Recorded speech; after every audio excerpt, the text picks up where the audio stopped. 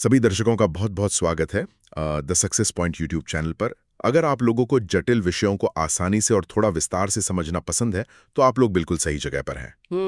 बिल्कुल। तो आज की इस विस्तृत चर्चा को शुरू करने से पहले मेरी आप सभी देखने वालों से एक छोटी सी अपील है। इस वीडियो को लाइक करें, अपने दोस्तों और परिवार के साथ शेयर करें और हाँ, द सक्सेस पॉइंट चैनल को सब्सक्राइब करना बिल्कुल ना भूलें। हाँ, क्योंकि आपका एक सब्सक्राइब हमें ऐसी ही बेहतरीन और काम की जानकारी आप तक हमेशा पहुंचाने के लिए प्रेरित करता है। सही कहा। तो चलिए आज के हमारे इस गहन अध्ययन के मिशन को थोड़ा समझते हैं।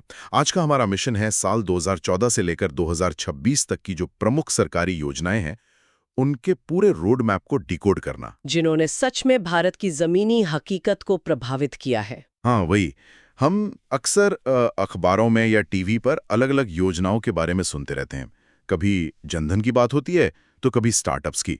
लेकिन हमारे आज के जो स्रोत है ना, वो उन सभी अलग-अलग लगने वाले टुकड़ों को एक साथ जोड़कर एक बहुत ही स्पष्ट तस्वीर पेश करते हैं।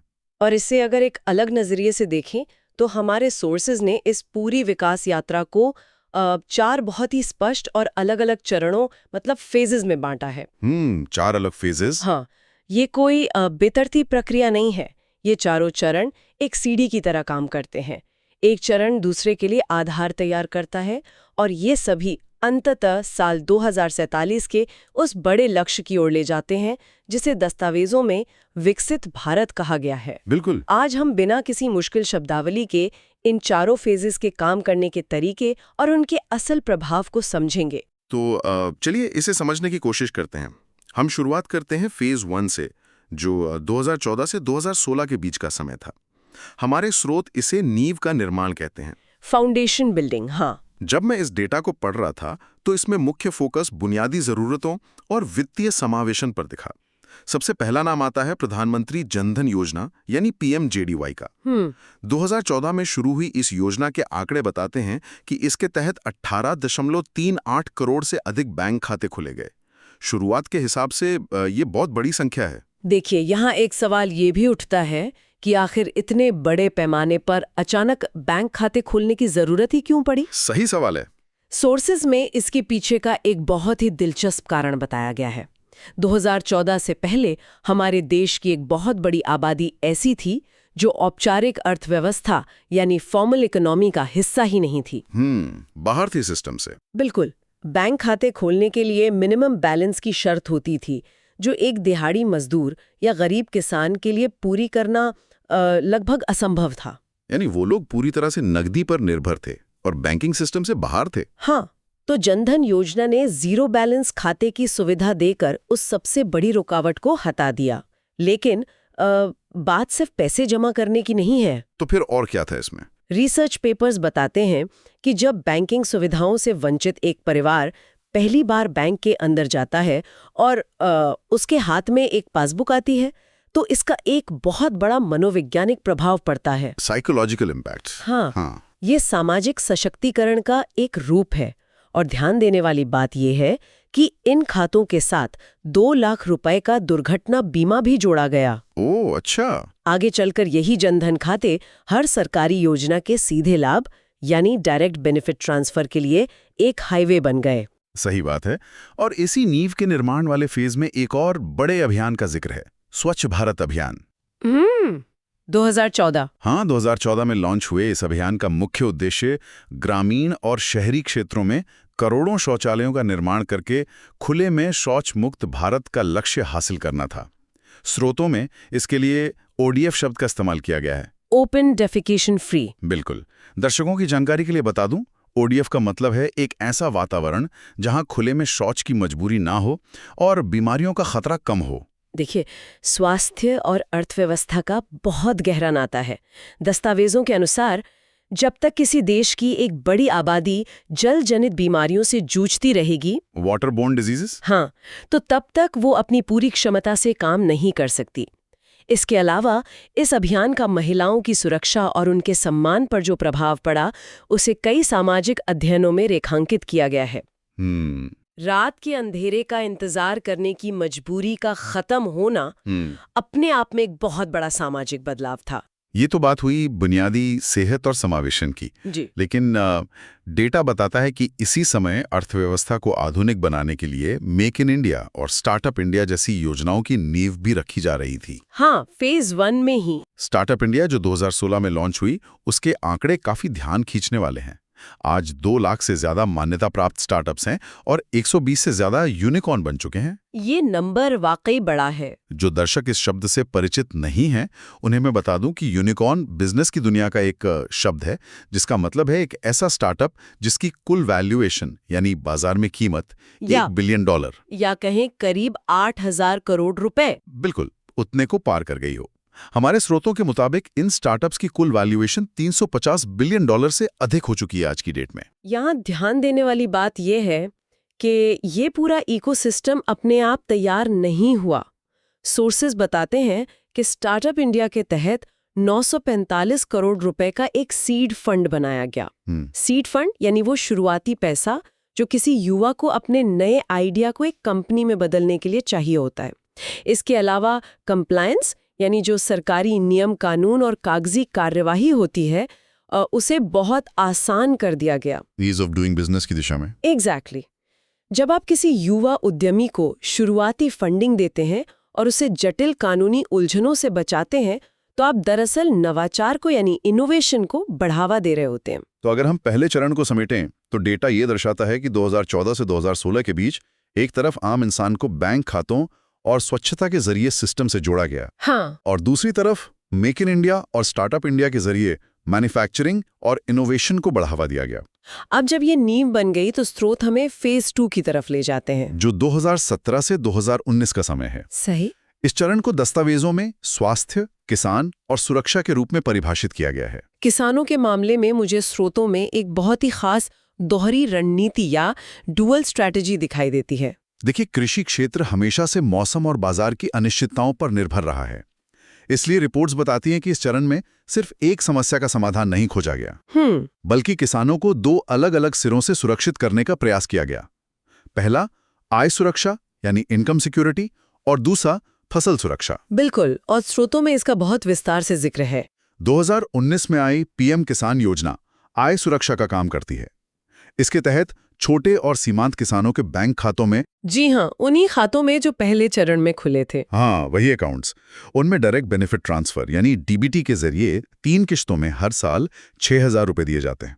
और दूसरी तरफ 2016 की पीएम फसल बीमा योजना है, जो बहुत ही कम प्रीमियम दर पर फसल खराब होने की स्थिति में आर्थिक भरपाई करती है। यहाँ सबसे दिलचस्प बात यह है कि इन दोनों का आपस में क्या कनेक्शन है। वो कैसे? इसे अगर हम किसानों के रोजमर्रा के जीवन से जोड़कर देखें तो इसके पीछे का बिहेवियरल इकोनॉमिक्स यानी व्यवहारिक अर्थशास्त्र बहुत गहराई से समझ आता है। खेती के चक्र में किसान को सबसे ज्यादा नकदी की जरूरत बुवाई के समय होती है, बीज और खाद खरीदने के लिए। सही कहा।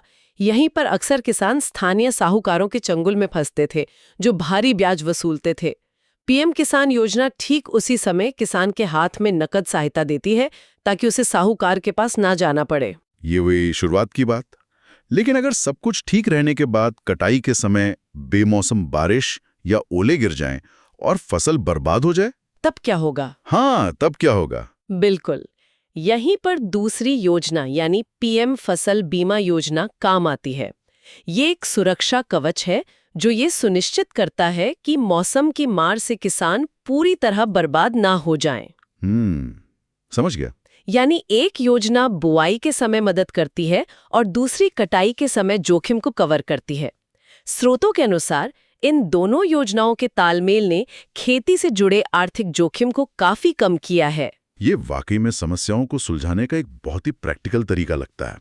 और इसी दूसरे फेज में एक और योजना का जिक्र है जिसने ग्लोबल लेवल पर सुर्खियां बटोरी थी। आयुष्मान भारत योजना। हाँ, पीएमजे, जिसे 2018 में लॉन्च किया गया।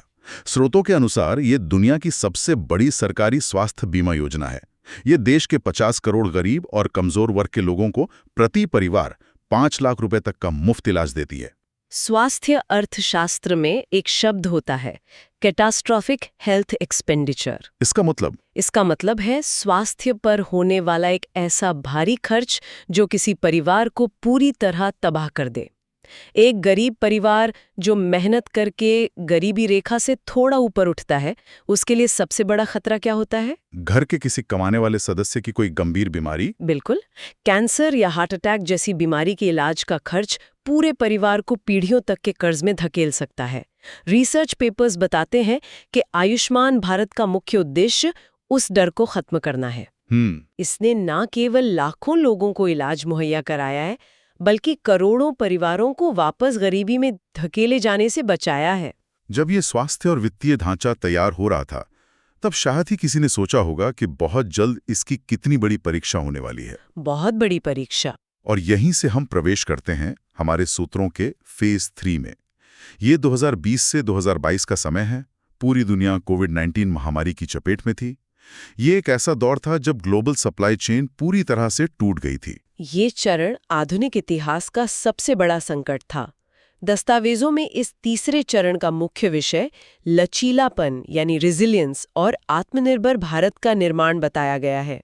जब दुनिया भर में देशों ने अपनी सीमाएं बंद कर दी, तब ये स्पष्ट हो गया कि दवाइयों के कच्चे माल से लेकर बुनियादी इलेक्ट्रॉनिक सामानों तक के लिए दूसरे देशों पर निर्भर रहना कितना खतरनाक हो सकता है। स्रोतों के मुताबिक ये वो समय था जब संकट को अवसर में बदलने की नीति अपनाई गई। लेकिन मैं ये जानना चाहता हूं कि जो ढांचा पहले और दूसरे चरण में बना था, उसने इस संकट के दौरान जमीन पर कैसे काम किया? ये सबसे महत्वपूर्ण कड़ी है। याद कीजिए, जन धन खाते, आधार कार्ड और मोबाइल कनेक्टिविटी, जिसे अर्थशास्त्र में जैम ट्रिनिटी कहा जाता है। जन धन, आधार, मोबाइल। हाँ, जब पूरे देश में लॉकडाउन लगा था और रोजगार बंद थे, तब इसी जैम ट्रिनिटी के कारण सरकार करोड़ों महिलाओं और किसानों के बैंक खातों में बिना किसी बिचौलिए के सीधे और तुरंत आर्थिक मदद भेज पाई। अगर 2014 में वो खाते नहीं खुले होते, तो इतनी बड़ी आबादी तक नकद राहत पहुंचाना लगभग असंभव होता। और इसमें आत्मनिर्भर भारत का व्यवहारिक मतलब क्या था? सोर्सेज के अनुसार ये सिर्फ एक नारा नहीं था, बल्कि एक रणनीति थी। महामारी की शुरुआत में भारत पीपीई किट और N95 मास्क के लिए भी आयात पर निर्भर था। इंपोर्ट करते थे हम। बिल्कुल। लेकिन कुछ ही महीनों में भारत न सिर्फ इनका सबसे बड़ा निर्माता बन गया, बल्कि दुनिया भर को वैक्सीन भी सप्लाई करने लगा। इस चरण ने भारतीय मैन्युफैक्चरिंग को एक ऐसा धक्का दिया जिसने ये साबित किया कि देश में अपनी जरूरत का हर सामान खुद बनाने की क्षमता है। महामारी के उस कठिन दौर से उभरने के बाद अब हम उस चरण की बात करेंगे जो वर्तमान में चल रहा है और भविष्य की रूपरेखा तय कर रहा है। स्रोत इसे फेज 4 कहते हैं, जो 2023 से 2026 तक का समय है। इसे विकसित भारत की ओर बड़ी छलांग का नाम दिया गया है। जब मैं इसके डेटा को देख रहा था, तो इसमें मुख्य फोकस यूथ, टेक और ग्रीन एनर्जी पर नजर आया। इसमें 2024 की पीएम सूर्य घर मुफ्त बिजली योजना का आंकड़ा काफी दिलचस्प है। ये योजना ऊर्जा के क्षेत्र में एक बहुत ही अहम कदम मानी जा रही है। इसका कुल बजट 75,000 करोड़ रुपए है।